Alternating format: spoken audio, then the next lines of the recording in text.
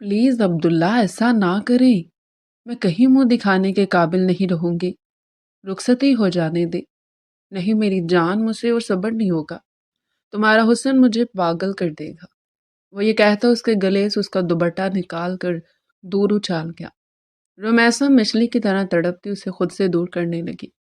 Please Romaisa, मेरी जान, आज ना रोको मुझे। मैं तुम्हारे जिस्म के हर पर्दे को गिरा कर आज तुम्हारा हुस्न मुकम्मल देखना चाहता हूँ। वो पूरी कुव्वत के साथ उसे खुद से दूर करने लगी, लेकिन वो अब्दुल्ला की ताकत के आगे बिल्कुल कमज़ोर थी। वो शर्टलेस था, जिसकी वजह से रुमैसा के नाखून के निशान उसकी पीठ में नक्श बना रहे थे। वो आहिस्ता आहिस्ता उसे हर पर्दे से आज़ाद कर गया था। अब उसका मुकम्मल हुस्न अब्दुल्ला की आंखों के सामने था। अब्दुल्ला उसे इस हालत में देख बेकाबू हुआ था। वह एक झटके में रुमैसा को बेड पर फेंकता उसके ऊपर आया था। वो मिन्नतें करती रही, अब्दुल्ला खुदा के वास्ते ऐसा ना करो, मैं बर्बाद हो जाऊंगी। लेकिन वो अब्दुल्ला ही गया जो किसी की सुन रहे। वो अपने लबों पर जुबान फेरता उसके साथ। प्लीज़ अब्दुल्ला ऐसा ना करें, मैं कहीं मुंह दिखाने के काबिल नहीं रहूंगी। खुदाया रुखसती हो जाने दे। अब ये सब गलत है, सब क्या सोचेंगे। रुमैसा की आवाज़ में लरजश थी।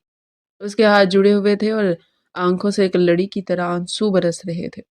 मैं दीवार के साथ लगी खड़ी थी, जैसे अपने वजूद के इस ठोस दीवार में छुपा लेना चाहती हो, ताकि सामने खड़े इस तूफान से बच सके। नहीं मेरी जान, मुझसे वो सब्र नहीं होगा। तुम्हारा ये हुस्न, ये बेपनाह कशिश मुझे पागल कर देगी। मैं कब तक इंतज़ार करूं? तुम मेरी हो, तुम पर मेरा हक है। अब्दुल्ला की आवाज़ में एक अजीब सी गूंज थी, एक ऐसा जुनून जो किसी दलील को सुनने के लिए तैयार नहीं था। वो धीरे धीरे उसकी जानी बढ़ रहा था। उसकी आंखों में सुर्ख डोरे तैर रहे थे, जो उसके अंदर के जज्बात की शिद्दत की गवाही दे रहे थे। बाहर आसमान पर जोरदार बिजली कड़की, जिसकी रोशनी खिड़की के शीशों से छन कर कमरे में आई, और उमैसा ने अब्दुल्ला के चेहरे पर वो वहशत देखी जिससे वो डर रही थी। वो ये कहते हुए उसके करीब पहुंचा और एक ही झटके से उसके गले में मौजूद शिफॉन का दुपट्टा खींच कर दूर उछाल दिया। दुपट्टा हवा में लहराता हुआ दूर कुर्सी पर जा गिरा। अब्दुल्ला! रुमैसा की चीख निकली। वो मछली की तरह तड़पती हुई उसे खुद से दूर करने लगी। अल्लाह के वास्ते होश में आए, हम कज़न है, हमारा निकाह हुआ है, लेकिन रुखसती अभी बाकी है। आप मेरी इज्जत है, मेरी इज्जत को यूं पामाल ना करें। प्लीज़ रुमैसा मेरी जान, आज ना रोको मुझे। अब्दुल्ला ने उसकी कलाइयाँ मजबूती से थाम ली और उन्हें दीवार के साथ लगा दिया। उसका सांस फूल रहा था। निकाह के बाद तुम पर मेरा मुकम्मल हक है। ये रस्में, ये रिवाज, ये सब दुनिया के ढोकले हैं। मैं तुम्हारे जिस्म के हर पर्दे को गिरा कर आज तुम्हारा हुस्न मुकम्मल देखना चाहता हूँ। मुझे मत रोको आज। नहीं, नहीं। रुमैसा पूरी कुव्वत के साथ उसे खुद से दूर करने की कोशिश कर रही थी, लेकिन अब्दुल्ला की मर्दाना ताकत के आगे वो बिल्कुल कमज़ोर थी। वो नाजुक सी लड़की जो फूलों की तरह पली थी, आज एक ऐसे तूफान की जद में जो उसकी हर इल्तिजा को रौंदता जा रहा था। अब्दुल्ला ने अपनी शर्ट के बटन नोच डाले और शर्ट उतार कर एक तरफ फेंक दी। वो शर्टलेस था, उसका मजबूत और कसरती बदन रोमैसा के सामने था। रोमैसा ने अपनी आंखें मींच ली। शर्म और खौफ से उसका बुरा हाल था। वो अपने हाथों को छुड़ाने की कोशिश कर रही थी, जिसकी वजह से उसके नाखून अब्दुल्ला की पीठ और बाजुओं पर गड़ गए।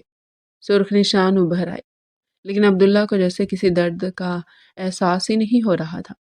उस पर सिर्फ एक ही धुन सवार थी, रोमैसा को हासिल करने की धुन। देखो मेरी तरफ रोमैसा। अब्दुल्ला ने उसका चेहरा अपने हाथों के प्याले में भरा। अपनी आंखें खोलो, देखो मैं कौन हूँ। मैं तुम्हारा अब्दुल्ला हूँ, जिससे तुम मोहब्बत करती हो।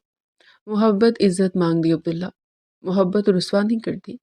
रोमैसा हिचकियों के दरमियान बोली, आप मोहब्बत नहीं कर रहे, आप हवस के गुलाम बन रहे हैं।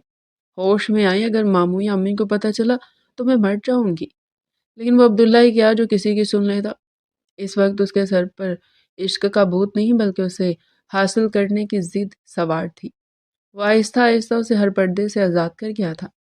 रोमैसा की मज़ाहमत दम तोड़ती जा रही थी, उसकी ताकत जवाब दे गई थी। अब उसका मुकम्मल हुस्न अब्दुल्ला की आंखों के सामने बेनकाब था। अब्दुल्ला की नज़रें उसके सरापे पर जम गई थी। جیسے کوئی پیاسا صدیوں بار پانی کا چشمہ دیکھ لے۔ عبداللہ اسے اس حالت میں دیکھ کر مزید بے قابو ہو گیا تھا۔ اس نے رمیسا کو بازوؤں میں بھرا اور ایک جھٹکے میں بیڈ پر پھینکا۔ نرم گداس بستر پر گرتی رمیسا نے اٹھنے کی کوشش کی، لیکن عبداللہ بجلی کی سی تیزی سے اس کے اوپر جھکا اور اسے اپنے حصار میں لے لیا۔ عبداللہ، خدا کے واسطے ایسا نہ کرو، میں برباد ہو جاؤں گی، میری قسم ہے آپ کو۔ رمیسا نے آخری حربہ استعمال کیا۔ وہ منتیں کرتی رہی، اس کی آواز میں ایسی دردناک لرزش تھی جو پتھر کو بھی موم کر دے۔ لیکن عبداللہ نے اس کی دونوں کلائیاں ایک ہاتھ سے پکڑ کر سر کے اوپر بیڈ گراؤنڈ کے ساتھ ٹکائی اور اپنے لب اس کے کان کے قریب لے گیا۔ تم برباد نہیں، آباد ہو رہی ہو رمیسا، میرے عشق میں۔ وہ اپنے لبوں پر زبان پھیرتا اس کے چہرے کے قریب جھکا۔ باہر بارش کی تیز بڑھ گئی تھی، جیسے قدرت بھی رمیسا کی بے بسی پر رو رہی ہو۔ کمرے میں صرف ان دونوں کی بھاری سانسوں کی آوازیں تھی۔ رمیسا عبداللہ کے گھر رہنے آئی تھی ماموں کی بیماری کی وجہ سے، لیکن اسے کیا معلوم تھا کہ جس محافظ کو وہ اپنا مانتی ہے وہی آج اس کے لیے سب سے بڑا خطرہ بن جائے گا۔ وہ وہاں اس کے ساتھ زبردستی کر رہا تھا۔ رمیسا سے روکتی رہے گی، واسطے دیتی رہے گی، اللہ اور رسول کے احکامات یاد دلاتی رہے گی، خاندانی عزت کا بھرم یاد دلاتی رہے گی، لیکن وہ نہیں رکا۔ وقت جیسے تھم سا گیا تھا۔ کمرے کی فضا میں ایک عجیب سی گھٹن تھی۔ کچھ دیر کی کشمکش کے بعد رمیسا کی آوازیں مدھم پڑ گئی۔ اس کی مزاحمت کم ہو گئی۔ شاید اس نے حالات کے آگے ہار مان لی تھی، یا پھر صدمے نے اسے سن کر دیا تھا۔ کافی دیر بعد جب طوفان تھم چکا تھا، کمرے میں قبرستان جیسی خاموشی چھا گئی۔ عبداللہ بیڈ کے کونے پر سر جھکائے بیٹھا تھا۔ اس کے ہاتھ اپنے بالوں میں الجھے ہوئے تھے۔ اس کا سانس ابھی بھی بے ترتیب تھا، لیکن اب اس کی آنکھوں کی وحشت کم ہو چکی تھی اور اس کی جگہ ایک عجیب سے خالی پن نے لے لی تھی۔ دوسری طرف رمیسا وہ بے حال اجڑی ہوئی حالت میں بستر کے دوسرے کونے پر پڑی تھی۔ اس نے اپنے آپ کو بیڈ شیٹ میں بری طرح لپیٹا ہوا تھا، جیسے وہ کپڑے کا ٹکڑا اب اس کی واحد پناہ گاہ ہو۔ اس کے بال بکھرے ہوئے تھے، آنکھوں کا کاجل بہہ کر گالوں پر سیاہ لکیریں بنا چکا تھا، اور وہ خاموش تھی، ایسی خاموشی جو چیخوں سے زیادہ خوفناک ہوتی ہے۔ وہ صرف چھت کو گھور رہی تھی۔ اس کی آنکھوں سے آنسو مسلسل بہہ کر تکیے میں جذب ہو رہے تھے، لیکن لبوں سے ایک لفظ ادا نہیں ہو رہا تھا۔ اس کا وجود کانپ رہا تھا۔ وہ رمیسا جو اپنی شوخیوں اور قہقہوں کے لیے مشہور تھی، اس وقت ایک ٹوٹی ہوئی گڑیا کی طرح بے جان لگ رہی تھی۔ عبداللہ نے ہمت مجتمع کر کے اس کی طرف دیکھا۔ رمیسا کی حالت دیکھ کر اس کے اندر کچھ ٹوٹا۔ وہ جو کچھ دیر پہلے جنون میں مبتلا تھا، اب حقیقت کے ادراک سے لرز گیا تھا۔ رومی، عبداللہ نے دھیمی آواز میں سے پکارا اور اپنا ہاتھ اس کی طرف بڑھایا۔ رمیسا نے اس کی آواز پر کوئی رد عمل ظاہر نہیں کیا، بس ذرا سا سکڑ گئی، جیسے اس کی آواز سے بھی اسے چوٹ لگ رہی ہو۔ اس کا یہ رد عمل عبداللہ کے لیے کسی تھپڑ سے کم نہیں تھا۔ مجھے معاف کر دو، عبداللہ کی آواز بھر آ گئی۔ میں بہک گیا تھا رومی، میں نہیں چاہتا کہ… رمیسا نے آہستہ سے سر موڑا اور خالی نظروں سے عبداللہ کو دیکھا۔ ان آنکھوں میں اب نہ محبت ہی، نہ شکوہ، نہ ہی غصہ، وہاں صرف ویرانی تھی، ایک ایسی ویرانی جس نے عبداللہ کے دل کو چیر کر رکھ دیا۔ معافی؟ رمیسا کی آواز اتنی مدھم تھی کہ بامشکل سنائی تھی۔ کس چیز کی معافی عبداللہ؟ کانچ کا گلاس توڑنے کی، یا کسی کا مان، کسی کی روح توڑنے کی؟ وہ کوہنی کے بل اٹھنے کی کوشش کرنے لگی، لیکن کمزوری کی وجہ سے دوبارہ گر گئی۔ آپ جیت گئے عبداللہ، آپ کی ضد جیت گئی، آپ کی انا جیت گئی، لیکن آج آپ ہار گئے۔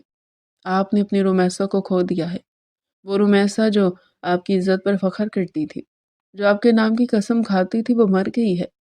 عبداللہ کا سر شرمندگی سے جھکا۔ میں نے کہا میں ہوں تمہارے، میرا حق تھا۔ اس نے کمزور سی دلیل پیش کرنے کی کوشش کی۔ حق مانگا جاتا ہے عبداللہ، چھینا نہیں جاتا، رمیسا نے سسکتے ہوئے کہا۔ اور جو چیز چھین لی جائے اس میں برکت نہیں رہتی، اس میں محبت نہیں رہتی۔ آپ نے آج صرف میرے جسم کو نہیں روندا، آپ نے ہمارے رشتے کے تقدس کو پامال کیا ہے۔ رخصتی صرف ایک رسم نہیں تھی، وہ میرے والدین کی عزت تھی، وہ میرا مان تھا کہ میں عزت و احترام سے آپ کے گھر کی زینت بنتی، لیکن آپ نے مجھے اس قابل نہیں چھوڑا کہ میں کسی سے نظر ملا سکوں۔ عبداللہ اٹھ کھڑا ہوا، اسے گھٹن ہونے لگی تھی۔ وہ رمیسا کے آنسوؤں کا مزید سامنا نہیں کر سکتا تھا۔ اس نے تیزی سے اپنی شرٹ اٹھائی اور پہنے بغیر کندھے پر ڈالی اور کمرے سے باہر نکلنے لگا۔ دروازے پر پہنچ کر وہ رکا اور مدھم آواز میں بولا، میں صبح پھوپھو سے بات کروں گا رخصتی کے لیے، اور پھر دروازہ زور سے بند کرتا ہوا باہر نکل گیا۔ پیچھے رمیسا اکیلی رہ گئی۔ وہ دوبارہ تکیے میں منہ چھپا کر پھوٹ پھوٹ کر رو دی تھی۔ باہر بارش پھر سے شروع ہو گئی تھی، لیکن اس بار بارش کا شور رمیسا کے اندر کے طوفان کے سامنے بہت مدھم تھا۔ وہ سوچ رہی تھی کہ کل صبح وہ کس منہ سے اپنی ماں کا سامنا کرے گی، کس منہ سے آئینے میں خود کو دیکھے گی۔ عبداللہ نے اپنی محبت کی تکمیل تو کر لی تھی، لیکن رمیسا کی روح کو کرچی کرچی کر دیا تھا۔ رات کا اندھیرا گہرا ہوتا جا رہا تھا، اور اس اندھیرے میں ایک لڑکی کی معصومیت اور ایک لڑکے کا جنون دونوں ہی گم ہو چکے تھے۔ وقت بھی کیسا ظالم ہوتا ہے، کبھی پنکھوں پر بٹھا کر آسمان کی سیر کراتا ہے اور کبھی اسی بلندی سے زمین پر اسے ایسے پٹکتا ہے کہ انسان کی روح تک کرچی کرچی ہو جاتی ہے۔ رمیسا کے ساتھ بھی کچھ ایسے ہوا تھا۔ وہ رمیسا جو اپنی قسمت پر ناز کرتی تھی، جسے اپنے مقدر پر رشک آتا تھا، وہ عبداللہ کی پھوپھو کی بیٹی تھی، اور عبداللہ اس کے سگے ماموں ابرار کا بیٹا۔ دونوں فرسٹ کزن تھے اور بچپن میں ایک دوسرے کے نام سے منسوب سمجھے جاتے تھے۔ رمیسا کے سر سے باپ کا سایہ بہت پہلے اٹھ چکا تھا۔ والد کے انتقال کے بعد اس کی دنیا ویران ہو سکتی تھی اگر ماموں ابرار اور خاص طور پر عبداللہ اس کی ڈھال نہ بنتے۔ عبداللہ جو اسے عمر میں کچھ سال بڑا تھا، اس کی حفاظت اور محبت میں ہمیشہ پیش پیش رہا۔ 1 سال پہلے جب عبداللہ نے گھر میں صاف کہہ دیا تھا کہ میری دلہن بنے گی تو صرف رمیسا، تو رمیسا کے پیر زمین پر نہیں ٹک رہے تھے۔ عبداللہ کی پسند، اس کی ضد اور اس کا جنون رمیسا کے لیے کسی آزاد سے کم نہیں تھا۔ رومی، تم صرف میری ہو۔ اس کائنات میں اگر کوئی تمہیں میری نظر سے دیکھے گا تو میں دنیا جلا دوں گا۔ یہ وہ جملے تھے جو عبداللہ اکثر اسے کال پر یا جب کبھی موقع ملتا کہا کرتا تھا۔ اس کی محبت منہ زور تھی، ایک ایسا دریا جو سب کچھ بہا لے جانے کی طاقت رکھتا تھا۔ رمیسا کو عبداللہ کی یہ شدت، یہ دیوانگی بے حد پسند تھی۔ وہ سمجھتی تھی کہ یہ شدت اس کی حفاظت ہے، یہ دیوانگی اس کی محبت کی معراج ہے۔ نکاح کو 1 سال بیت چکا تھا۔ رخصتی رمیسا کی تعلیم مکمل ہونے پر طے تھی، اور وہ اسی انتظار میں خوشی خوشی دن گزار رہی تھی۔ جب بھی عبداللہ اس کے حسن کی تعریف کرتا، وہ شرم سے لال ہو جاتی۔ اسے لگتا تھا کہ وہ دنیا کی خوش نصیب ترین لڑکی ہے جس کا شوہر اس پر جان چھڑکتا ہے۔ آج شام رمیسا اپنی والدہ نگہت بیگم کے ساتھ ماموں ابرار کے گھر آئی تھی۔ ارادہ تو شام کی چائے پی کر واپس جانے کا تھا، لیکن باتوں باتوں میں وقت کا پتہ ہی نہیں چلا۔ باہر موسم اچانک تبدیل ہوا اور گہرے بادل چھا گئے۔ ماموں ابرار ڈرائنگ روم میں بیٹھے چائے کی چسکیاں لے رہے تھے۔ عبداللہ وہی صوفے پر بیٹھا بار بار چوری چھپے رمیسا کو دیکھ رہا تھا، جو اپنی ماں کے ساتھ بیٹھی مسکرا رہی تھی۔ اس نے ہلکے گلابی رنگ کا سوٹ پہن رکھا تھا جس میں وہ غضب ڈھا رہی تھی۔ عبداللہ کی نظریں اس کے چہرے کا طواف کر رہی تھی، اور رمیسا ان نظروں کی تپش محسوس کر کے بار بار دوپٹہ درست کر رہی تھی۔ بھائی جان، اب اجازت دے، موسم خراب ہو رہا ہے اور گھر پر کوئی نہیں ہے، نگہت بیگم نے اٹھتے ہوئے کہا۔ ابرار صاحب نے فوراً ٹوک دیا، ارے نگہت، یہ تم کیا کہہ رہی ہو؟ باہر آندھی چل رہی ہے، بارش کے آثار ہے، ایسے میں 2 عورتوں کا اکیلے جانا مجھے گوارا نہیں۔ رات یہیں رک جاؤ، صبح ناشتے کے بعد چلی جانا۔ لیکن بھائی جان، نگہت بیگم نے اعتراض کرنا چاہا۔ اسی لمحے عبداللہ بول پڑا، پھوپھو، پاپا ٹھیک کہہ رہے ہیں، آپ اور رومی آج یہیں رک جائیں۔ رومی ویسے بھی کتنے دنوں بعد آئی ہے، امی بھی خوش ہو جائیں گی۔ عبداللہ کی آواز میں چھپی خوشی اور بےتابی رمیسا نے محسوس کر لی تھی۔ وہ دل ہی دل میں مسکرا دی کہ عبداللہ اسے روکنا چاہتا ہے۔ خیر، ماموں کے سیاح پر وہ لوگ رک گئے۔ کسی کو کیا خبر تھی کہ یہ ایک رات رمیسا کی زندگی کی سب سے بھیانک رات ثابت ہوگی۔ کھانے کے بعد رمیسا کو گیسٹ روم میں جگہ دی گئی، جبکہ نگہت بیگم اندر گھر کی خواتین کے ساتھ باتوں میں مصروف ہوگی۔ رمیسا کمرے میں اکیلی تھی۔ باہر تیز بارش شروع ہو چکی تھی۔ وہ کھڑکی کے پاس کھڑی بارش کے قطروں کو شیشے پر گرتے دیکھ رہی تھی اور سوچ رہی تھی کہ زندگی کتنی حسین ہے۔ اچانک دروازہ کھلنے کی آواز آئی۔ رومیسا چونکی اور مڑ کر دیکھا۔ عبداللہ دروازے پر کھڑا تھا۔ اس نے دروازہ اندر سے لاک کیا اور رومیسا کی طرف بڑھا۔ رومیسا کے دل کی دھڑکن تیز ہو گئی۔ یہ پہلا موقع تھا کہ وہ نکاح کے بعد یوں تنہائی میں مل رہے تھے۔ عبداللہ آپ یہاں؟ اگر کسی نے دیکھ لیا تو؟ رومیسا نے گھبرا کر کہا، لیکن اس گھبراہٹ میں بھی اپنائیت تھی۔ عبداللہ اس کے قریب آیا۔ اس کی آنکھوں میں ایک عجیب سی چمک تھی جو رومیسا نے پہلے کبھی اتنی شدت سے نہیں دیکھی تھی۔ کون دیکھے گا؟ پوری دنیا سو رہی ہے رومی، اور تم میری منقوہ ہو۔ کوئی جرم نہیں کر رہا میں۔ وہ چلتا ہوا اس کے قریب آ گیا۔ رومیسا پیچھے ہٹتی ہوئی دیوار سے جا لگی، لیکن عبداللہ رخصتی ابھی نہیں ہوئی۔ بڑے کیا سوچیں گے؟ پلیز آپ جائیں، رومیسا نے نظریں جھکا کر کہا۔ عبداللہ نے اپنا ہاتھ دیوار پر رکھ کر اسے حصار میں لے لیا۔ رخصتی تو سماج کی ایک رسم ہے رومی، دل سے تو تم میری ہو چکی ہو۔ آج تم اس گلابی جوڑے میں قیامت لگ رہی تھی، مجھ سے اور ضبط نہیں ہوتا۔ رومیسا کے لبوں پر مسکراہٹ آئی۔ وہ سمجھی یہ محبت بھرا اظہار ہے۔ اچھا بابا، شکریہ تعریف کے لیے، اب جائیں، صبح بات ہوگی۔ لیکن عبداللہ ہلا نہیں۔ اس نے اپنا دوسرا ہاتھ رومیسا کے چہرے پر رکھا۔ اس کا لمس سخت تھا۔ بات نہیں ہوگی رومی، آج ملاقات ہوگی، مکمل ملاقات۔ رومیسا نے چونک کر اس کی آنکھوں میں دیکھا۔ وہاں محبت کی جگہ ایک عجیب سی بھوک تھی۔ وہ ڈر گئی۔ عبداللہ آپ کیسی باتیں کر رہی ہیں؟ مجھے ڈر لگ رہا ہے، پلیز ہٹیں۔ اس نے عبداللہ کو پیچھے دھکیلنے کی کوشش کی، لیکن وہ مضبوطی سے کھڑا تھا۔ ڈر کیسا؟ اپنے شوہر سے ڈر کیسا؟ عبداللہ کی آواز بھاری ہو گئی تھی۔ میں نے 1 سال انتظار کیا رومی، ایک ایک پل گن کر گزارا۔ آج تم میری چھت کے نیچے ہو، میری گرفت میں ہو۔ میں آج اس موقع کو نہیں گنوا سکتا۔ نہیں عبداللہ، رومیسا کی آواز میں سختی آ گئی۔ یہ غلط ہے، یہ گناہ ہے۔ ہمارے بڑوں نے ہماری عزت کے لیے کچھ حدود رکھی ہیں، ان کا احترام کریں۔ عبداللہ نے اچانک اس کے بازو کو دبوچ لیا۔ عزت، احترام، حدود، مجھے یہ سب مت سکھاؤ۔ میرا عشق اب ان سب چیزوں سے آگے نکل چکا ہے۔ تم میری بیوی ہو اور میرا تم پر پورا حق ہے۔ حق ایسے زبردستی نہیں لیا جاتا۔ رومیسا کی آنکھوں میں آنسو آ گئے۔ عبداللہ وہ بنے جسے میں نے چاہا تھا، وہ نہیں جسے دیکھ کر مجھے خوف آئے۔ عبداللہ پر جیسے شیطان سوار ہو چکا تھا۔ اس نے رومیسا کی بات سنی انسنی کر دی۔ تم نہیں سمجھو گی رومی، تم اس آگ کو نہیں سمجھ سکتی جو میرے اندر لگی ہے، اور اس آگ کو صرف تم بجھا سکتی ہو۔ اس کے قریب تر ہوتا گیا، یہاں تک کہ رومیسا کو اس کی گرم سانسیں اپنے چہرے پر محسوس ہونے لگی۔ عبداللہ پلیز، ماموں کو پتہ چلا تو وہ کیا کہیں گے؟ امی مر جائیں گی، خدا را رحم کرے۔ رومیسا گڑ گڑائی، وہ ہاتھ جوڑنے لگی، لیکن عبداللہ کے سر پر ہوس کا بھوت سوار ہو چکا تھا جسے وہ محبت کا نام دے رہا تھا۔ اس نے جھٹکے سے رومیسا کے ہاتھ نیچے کیے اور اسے دبوچ لیا۔ آج کوئی بیچ میں نہیں آئے گا، نہ ماموں، نہ پھپھو، اور نہ ہی یہ سماج۔ اور پھر وہی ہوا جس کا ڈر تھا۔ وہ محافظ، وہ کزن، وہ شوہر جس پر رومیسا کو ناز تھا، جس کی محبت کی وہ قسمیں کھاتی تھی، وہ اس لمحے ایک درندے میں بدل گیا۔ رومیسا کی مزاحمت، اس کی چیخیں، اس کے آنسو، کچھ بھی عبداللہ کے جنون کو نہ روک سکا۔ وہ رومیسا جو اپنی ماں کے ساتھ خوشی خوشی مہمان بن کر آئی تھی، جیسے اپنے ماموں کے گھر میں تحفظ کا احساس ہوتا تھا، اسی گھر کی 4 دیواری میں اسی کے محافظ نے اس کی عزت کی چادر کو تار تار کر دیا۔ وہ لمحہ جب رومیسا نے محسوس کیا کہ اس کی نا کی عبداللہ کے لیے کوئی وقت نہیں، اس لمحے اس کے اندر کچھ ہمیشہ کے لیے مر گیا۔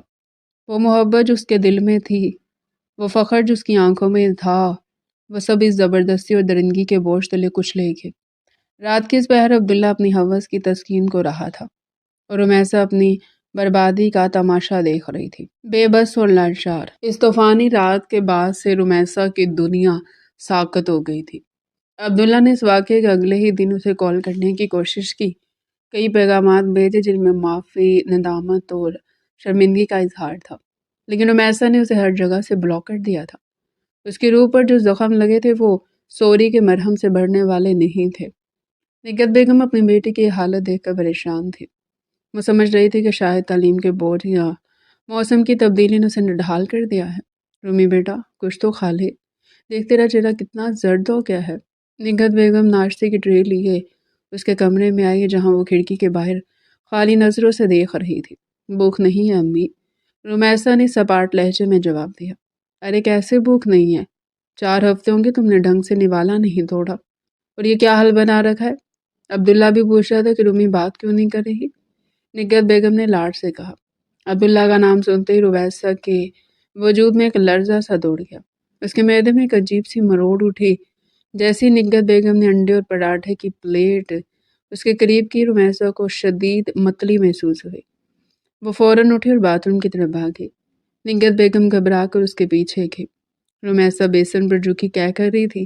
اس کا رنگ پیلا پڑ چکا تھا۔ یا اللہ خیر، میری بچی کو نظر لگی ہے کسی کی۔ نگہت بیگم نے اس کی کمر سہلاتے ہوئے کہا۔ تیار ہو جاؤ رومی، ہم ابھی ڈاکٹر کے پاس جا رہے ہیں۔ یہ روز روز کی کمزوری اور چکر آنا ٹھیک نہیں۔ رومیسا نے منع کرنا چاہا، لیکن اس کے جسم میں اتنی طاقت نہیں تھی کہ وہ بحث کر سکے، اور نہ ہی اس کے اندر جینے کی کوئی رمق باقی تھی کہ وہ اپنا خیال رکھتی۔ لیڈی ڈاکٹر نے رومیسا کا چیک اپ کیا، کچھ ٹیسٹ لکھ کر دیے، اور پھر رپورٹس آنے تک انتظار کرنے کو کہا۔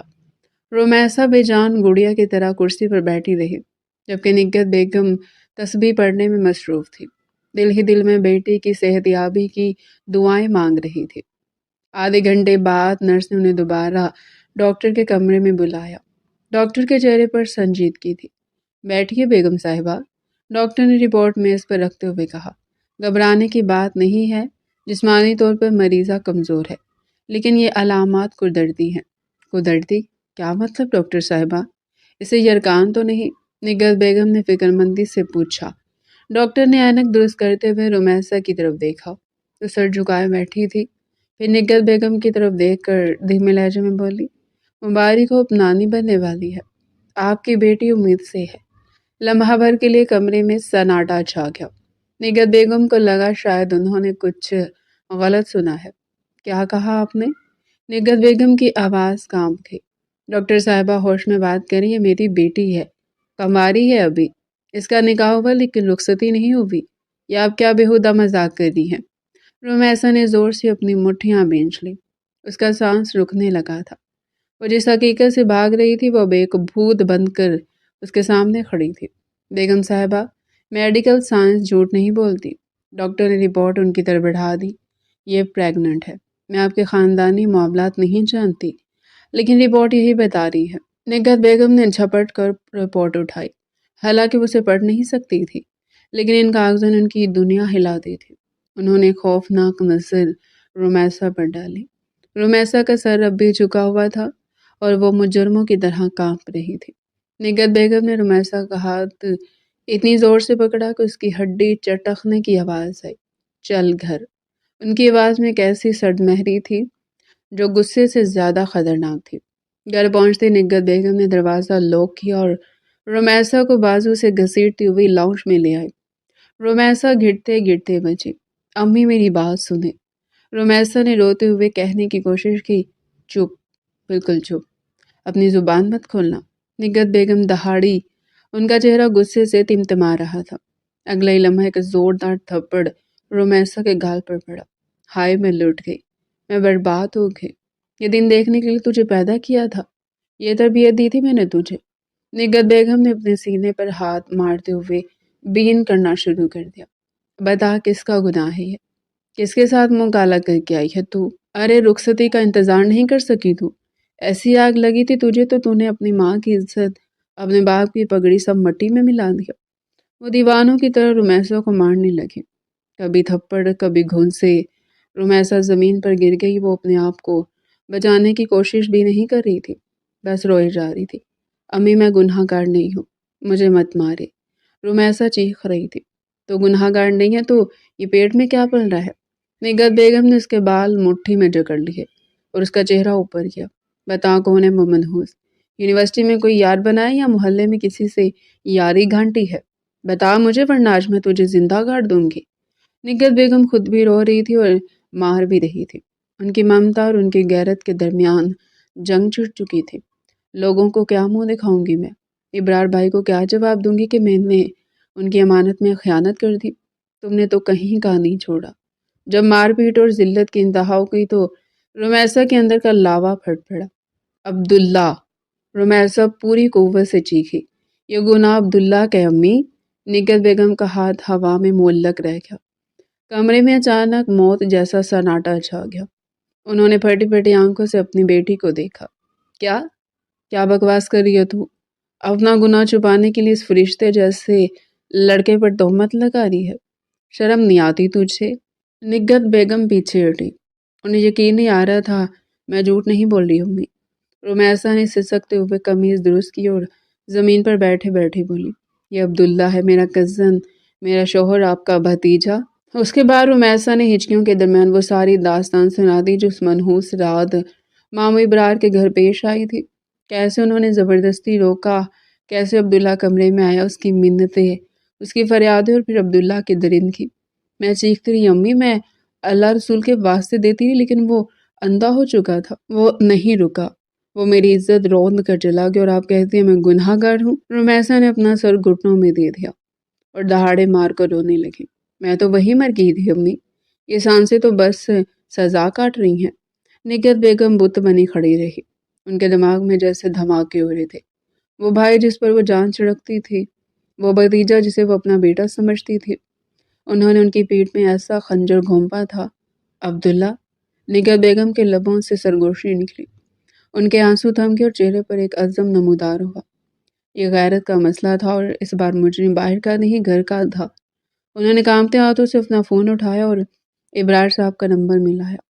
فون کی گھنٹی بجتی رہی، پر ہر بیل نگہت بیگم کے دل پر ہتھوڑے کی طرح لگ رہی تھی۔ آخرکار دوسری طرف سے فون اٹھایا گیا۔ ہیلو نگہت، کیسی ہو بہن؟ خیریت ہے؟ آج اچانک کال کی؟ مامو ابرار کی خوشگوار آواز آئی۔ نگہت بیگم نے ایک نظر فرش پر پڑی اپنی ٹوٹی ہوئی بیٹی پر ڈالی۔ ان کا کلیجہ منہ آ گیا۔ کچھ بھی خیریت نہیں ہے بھائی صاحب۔ نگہت بیگم کی آواز اتنی سپاٹ اور بھاری تھی کہ دوسری طرف ابرار صاحب چونک گئے۔ آپ نے اور آپ کے بیٹے نے میری شرافت کا، میری یتیم بچی کا جو تماشا بنایا نا، اللہ آپ کو کبھی معاف نہیں کرے گا۔ نگہت، یہ تم کیا کہہ رہی ہو؟ ہوش میں تو ہو؟ عبداللہ نے کیا کیا ہے؟ ابرار صاحب کی آواز میں پریشانی در آئی۔ پوچھئے اپنے لاڈلے سے۔ نگہت بیگم چیخ پڑی۔ پوچھئے کہ اس رات اس نے مہمان آئی ہوئی اپنی کزن کے ساتھ بند کمرے میں کیا کیا تھا۔ مبارک ہو بھائی صاحب، آپ دادا بننے والے ہیں۔ آپ کے بیٹے نے شادی کی رسموں سے پہلے اپنا حق وصول کر لیا ہے اور میری بیٹی کو زندہ درگور کر دیا ہے۔ دوسری طرف فون پر ایک طویل خاموشی چھا گئی، ایسی خاموشی جو طوفان کا پیش خیمہ ہوتی ہے۔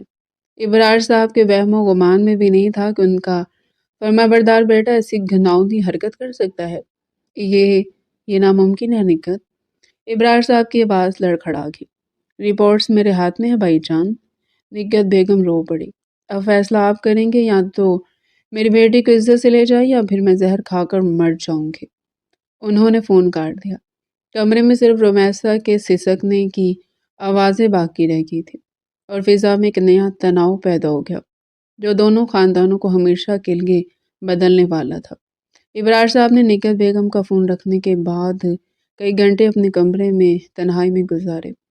وہ صدمے کی کیفیت سے نکل کر اب غصے اور بے یقینی کی کیفیت میں تھے۔ شام کے سائے گہرے ہو چکے تھے جب انہوں نے ملازم کے ہاتھ عبداللہ کو پیغام بھیجا کہ وہ فوراً اسٹڈی روم میں حاضر ہو۔ عبداللہ جو پچھلے 2 ہفتوں سے خود بھی ایک عجیب سی بے چینی میں مبتلا تھا، والد کا بلاوا سن کر مزید گھبرا گیا۔ اس کے دل میں چور تھا، اور چور کی داڑھی میں تنکا ہوتا ہے۔ وہ بوجھل قدموں کے ساتھ اسٹڈی روم میں داخل ہوا۔ ابرار صاحب اپنی بڑی کرسی پر پشت کیے کھڑے کھڑکی سے باہر اندھیرے کو گھور رہے تھے۔ کمرے میں مکمل خاموشی تھی۔ پاپا، آپ نے بلایا؟ عبداللہ کی آواز حلق میں اٹکتی محسوس ہوئی۔ ابرار صاحب آہستہ سے مڑے۔ ان کی آنکھوں میں ایک ایسا سوال تھا جو عبداللہ کی روح تک کو چھلنی کر گیا۔ انہوں نے چند لمحے بیٹے کے چہرے کو غور سے دیکھا، جیسے وہ پہچاننے کی کوشش کر رہے ہوں کہ کیا یہ واقعی ان کا اپنا خون ہے۔ بیٹھو۔ ابرار صاحب نے کرسی کی طرف اشارہ کیا۔ ان کی آواز میں سرد مہری تھی۔ عبداللہ سہم کر بیٹھ گیا۔ آج تمہاری پھپھو نگہت کا فون آیا تھا۔ ابرار صاحب نے تمہید باندھے بغیر براہ راست وار کیا۔ وہ بہت رو رہی تھی۔ انہوں نے ایک ایسی بات بتائی جس پر میرا دل یقین کرنے کو تیار نہیں، لیکن میرا دماغ کہہ رہا ہے کہ دھوئیں کے پیچھے آگ ضرور ہوتی ہے۔ عبداللہ کا رنگ فک ہو گیا، اس کے ماتھے پر پسینے کے قطرے نمودار ہوئے۔ کیا کیا کہا پھپھو نے؟ عبداللہ نے انجان بننے کی کوشش کی۔ ابرار صاحب میز پر جھکے اور عبداللہ کی آنکھوں میں آنکھیں ڈال کر بولے، انہوں نے کہا کہ رومیسا امید سے ہے اور اس کی ذمہ داری انہوں نے تم پر ڈالی ہے۔ کیا یہ سچ ہے عبداللہ؟ عبداللہ کے لیے خبر کسی بم دھماکے سے کم نہیں تھی۔ اسے اندازہ تھا کہ اس کی غلطی سنگین ہے، لیکن اس غلطی کا یہ نتیجہ اتنی جلدی سامنے آئے گا یہ اس نے سوچا بھی نہیں تھا۔ خوف کے مارے اس کا گلا خشک ہو گیا۔ اس لمحے اسے اپنی عزت، باپ کا خوف اور رسوائی کا ڈر سچ پر حاوی نظر آیا۔ نہیں نہیں پاپا، عبداللہ ہکلایا۔ اس کی آنکھیں جھک گئی۔ یہ غلط فہمی، میں نے ایسا کچھ نہیں کیا۔ پھوپھو شاید جذباتی ہو رہی ہیں۔ وہ ایک کمزور اور بزدلانہ جھوٹ تھا، اور ابرار صاحب جیسے جہاں دیدہ شخص کے لیے اسے پکڑنا مشکل نہیں تھا۔ وہ جانتے تھے نگہت اپنی بیٹی پر اتنا بڑا الزام بلا وجہ نہیں لگائے گی، اور نہ ہی رومیسا جیسی پاک باز لڑکی جھوٹ بولے گی، لیکن وہ عبداللہ کے منہ سے سچ سننا چاہتے تھے۔ ابرار صاحب نے گہری سانس لی اور کرسی کی پشت سے ٹیک لگا لی۔ دیکھو عبداللہ، میں تمہیں اپنی صفائی کا ایک موقع دیتا ہوں۔ میں ابھی کوئی فیصلہ نہیں سنا رہا۔ جھوٹ انسان کو کچھ دیر کے لیے بچا تو سکتا ہے، لیکن اس کی بنیادیں کھوکھلی ہوتی ہیں۔ انہوں نے انگلی اٹھا کر تنبیہ کی۔ میں 2 دن دے رہا ہوں تمہیں۔ 2 دن سوچ لو، سمجھ لو، اگر تم نے سچ بول دیا تو شاید میں کوئی راستہ نکال لوں، لیکن اگر 2 دن بعد مجھے کسی اور ذریعے سے یقین ہو گیا کہ تم جھوٹ بول رہے ہو تو یاد رکھنا میں تمہیں اپنی اولاد سمجھنے سے انکار کر دوں گا۔ اب جاؤ یہاں سے۔ عبداللہ لڑکھڑاتے قدموں سے باہر نکلا۔ اسے لگا جیسے کمرے کی زمین اس کے پیروں کے نیچے سے سرک رہی ہے۔ اگلے 2 دن عبداللہ کے لیے جہنم سے کم نہیں تھے۔ وہ اپنے کمرے میں بند رہا، نہ کھانے کا ہوش، نہ سونے کا سکون۔ رومیسا امید سے ہے، یہ جملہ بار بار اس کے کانوں میں گونج رہا تھا۔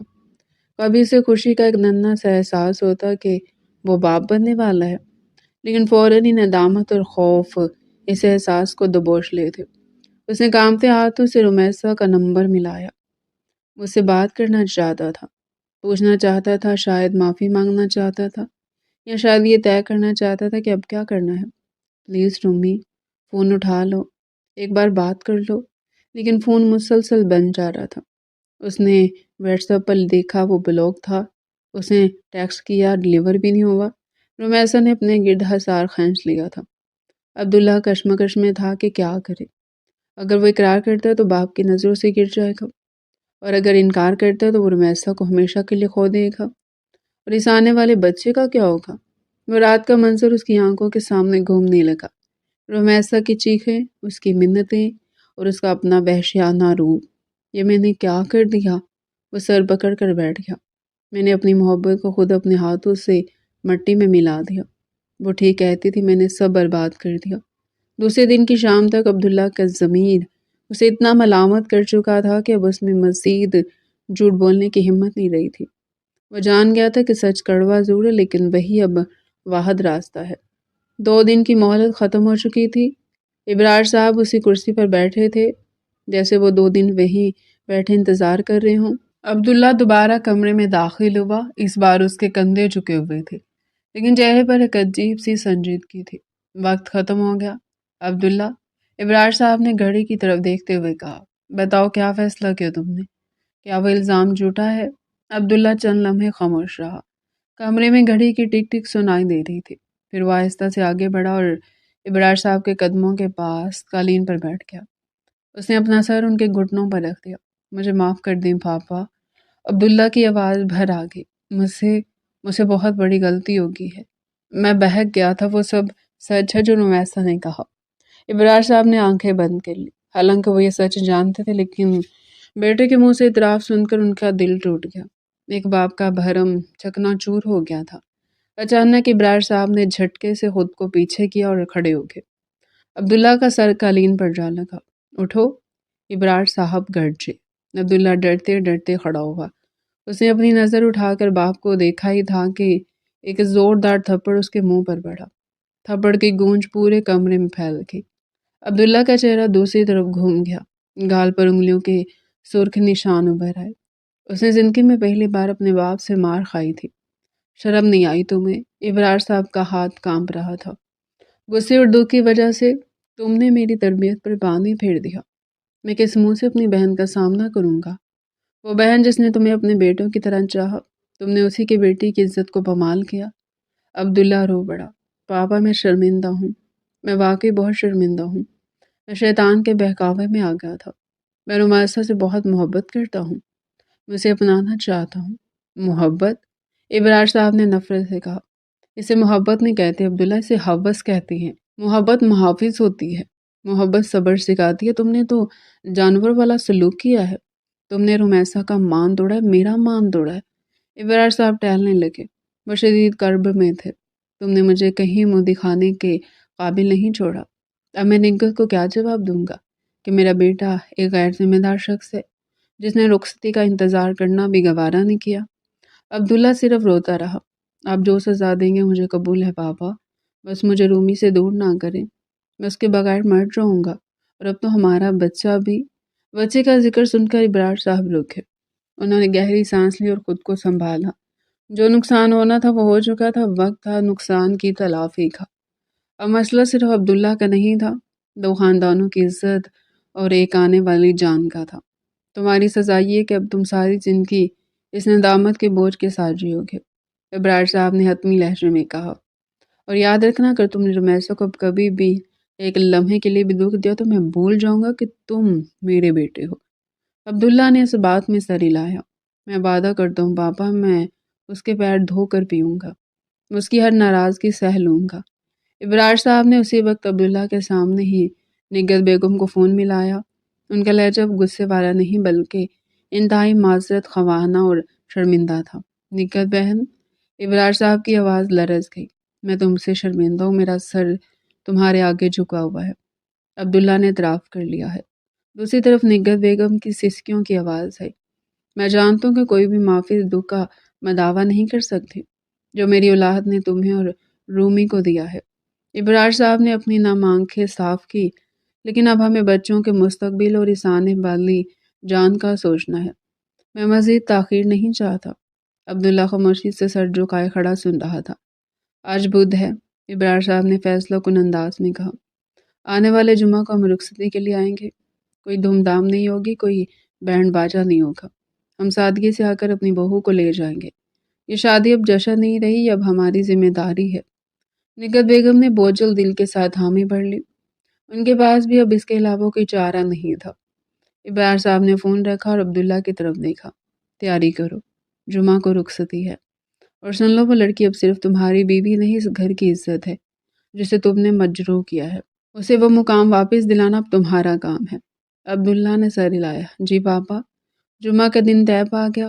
وہ شادی جس کے لیے دونوں گھرانوں کے مہینوں سے خواب سجا رکھے تھے، اس کے لیے رومیسا نے کتنے ارمان پالے تھے، اب وہ ایک خاموش سمجھوتے اور ایک آزمائش کی شکل اختیار کر گئی تھی۔ خوشیوں کی جگہ اب شرمندگی اور دکھ نے لے لی تھی، اور محبت کے اس رشتے پر بھی ایک انمٹ داغ لگ چکا تھا جسے دھونے میں شاید پوری عمر لگنے والی تھی۔ جمعہ کا سورج غروب ہو چکا تھا، لیکن اپنے پیچھے اندھیرا نہیں بلکہ ایک عجیب سی ویرانی چھوڑ گیا تھا۔ رخصتی ہو گئی تھی، نہ کوئی شہنائی بجی، نہ ڈھولک کی دھاپ گونجی، اور نہ ہی کہہ کے فضا میں بکھرے۔ بس خاموشی سے ابرار صاحب اپنی بہو کو لے آئے۔ رومیسا سرخ جوڑے میں ملبوس تھی، زیورات سے لدی تھی، لیکن اس کا چہرہ سپاٹ تھا، جیسے کوئی زندہ لاش ہو جسے زبردستی دلہن بنا دیا گیا ہو۔ عبداللہ جب اپنے کمرے میں داخل ہوا تو کمرہ گلاب اور چنبیلی کے پھولوں سے مہک رہا تھا۔ یہ وہی کمرہ تھا جہاں اس نے اپنی محبت کا خواب دیکھا تھا، لیکن آج یہ کمرہ اسے کانٹنے کو دوڑ رہا تھا۔ وہ آہستہ قدموں سے بیڈ کی طرف بڑھا۔ رومیسا گھونگھٹ نکالے نہیں بیٹھی تھی اور نہ ہی اس کے انتظار میں تھی۔ وہ بیڈ کے ایک سائڈ پر دیوار کی طرف منہ کیے لیٹ چکی تھی۔ اس نے اپنے اوپر کمبل تان رکھا تھا، گویا وہ عبداللہ کی موجودگی کو مکمل طور پر نظر انداز کر رہی تھی۔ عبداللہ کا دل کٹ گیا۔ وہ جانتا تھا کہ وہ اسی سلوک کا حقدار ہے۔ وہ بیڈ کے کنارے بیٹھ گیا۔ رومی، اس نے سرگوشی کی، میں جانتا ہوں تم جاگ رہی ہو، کمبل میں ذرا سی جنبش نہیں ہوئی، میں تمہارے پاس نہیں آؤں گا، ڈرو مت۔ عبداللہ کی آواز میں کرب تھا۔ میں بس یہ کہنا چاہتا ہوں کہ مجھے معاف کر دو۔ میں جانتا ہوں کہ میری معافی تمہارے زخم نہیں بھر سکتی، لیکن یقین کرو میں پل پل مر رہا ہوں۔ تمہاری یہ خاموشی مجھے مار رہی ہے۔ रुमैसा खामोश रही। उसकी तरफ से कोई जवाब नहीं आया, बस उसके तकिए का एक कोना गीला हो रहा था जो अब्दुल्ला को नजर नहीं आया। मैं पूरी जिंदगी इंतजार करूंगा रूमी, उस दिन का जब तुम अपनी मर्जी से मेरी तरफ देखोगे। अब्दुल्ला ने एक ठंडी आह भरी और तकिया उठाकर सोफे की तरफ बढ़ गया। उस रात सुहाग रात की सेज पर दुल्हन अकेली रोती रही और दुल्हा फर्श पर लेटकर छत को घूरता अपने गुनाहों का हिसाब करता रहा। वक्त का पहिया गुजरता रहा।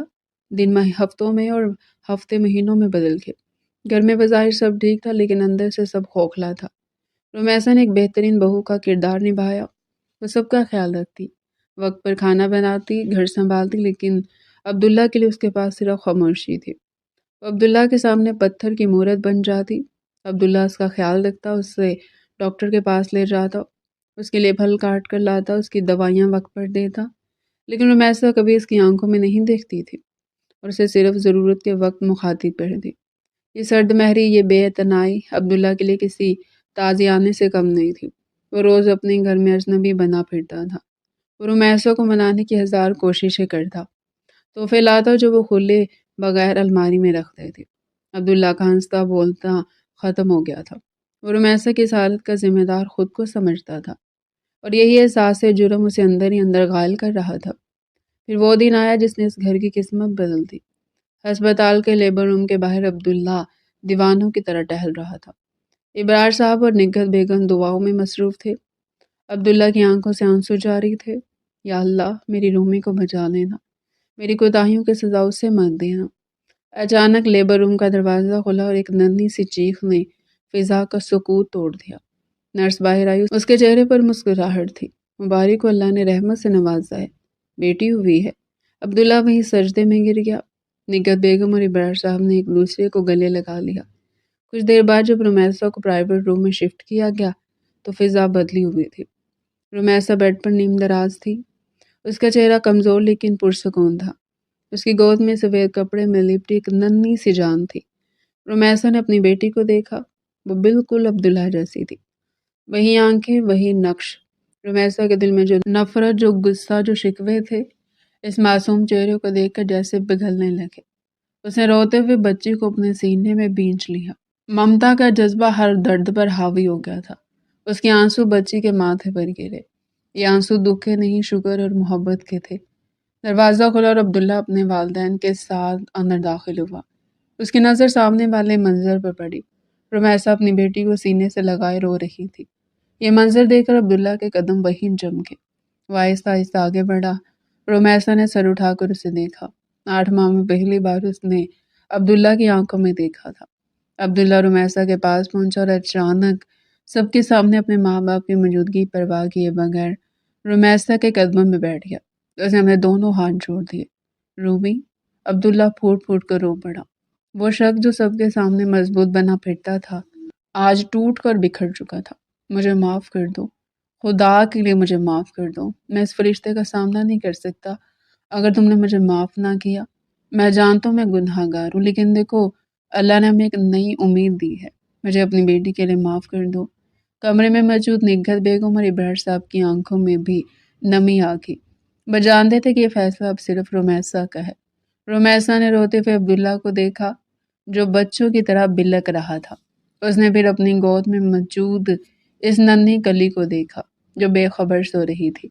इस बच्चे को बाप की ज़रूरत थी और रुमैसा को शायद उसे भी अब अपने पुराने अब्दुल्ला की ज़रूरत थी। वो अब्दुल्ला जो उसका मुहाफिज था। रुमैसा ने एक हाथ अपनी बेटी पर रखा और दूसरा हाथ आहिस्ता से अब्दुल्ला के जुड़े हुए हाथों पर रखकर उन्हें नीचे किया। उठे अब्दुल्ला। रुमैसा की आवाज़ कमज़ोर थी, लेकिन उसमें अब वो सर्दमहरी नहीं थी। माजी को हम बदल नहीं सकते, लेकिन आने वाले जान का मुस्तकबिल हमारे हाथ में है। अब्दुल्ला ने चौंक कर ऊपर देखा। रुमैसा की आंखों में अब भी नमी थी, लेकिन वहाँ माफ़ी की हल्की सी रमक नमूदार हो चुकी थी। मैंने आपको माफ़ किया, रुमैसा ने बामुश्किल कहा और फिर अपनी बेटी को थोड़ा सा आगे करते हुए बोली, अपनी बेटी की खातिर, क्योंकि मैं नहीं चाहती कि मेरी बेटी का बाप सर झुका कर जिए। अब्दुल्ला ने कांपते हाथों से अपनी बेटी को और रुमैसा के हाथ को थाम लिया। उसने इन दोनों के हाथों को चूम लिया। मैं वादा करता हूँ रूमी, आज के बाद तुम्हारी आंखों में कभी आंसू नहीं आएंगे, सिर्फ खुशी के आंसू होंगे। نگل بیگم نے آگے بڑھ کر دونوں کی بلائیں لی۔ ابرار صاحب نے بیٹے کے کاندھے پر ہاتھ رکھا۔ باہر سورج نکل رہا تھا، بارش تھم چکی تھی اور بادل چھٹ رہے تھے۔ کمرے میں موجود وہ ننھی پری مسکرا رہی تھی، جیسے وہ جانتی ہوں کہ اس کی آمد نے دو ٹوٹے ہوئے دلوں کو دوبارہ جوڑ دیا ہے۔ ڈیئر پیارے ناظرین، یہ تھا آج کا ہمارا انٹرسٹنگ اور مزے کا ناول۔ مزید ایسے ہی ناول اگر آپ ہمارے چینل پر ڈیلی سننا چاہتے ہیں، چینل کو سبسکرائب کریں، ویڈیو کو لائک کریں اور کمنٹ سیکشن میں اپنی رائے لازمی دیں۔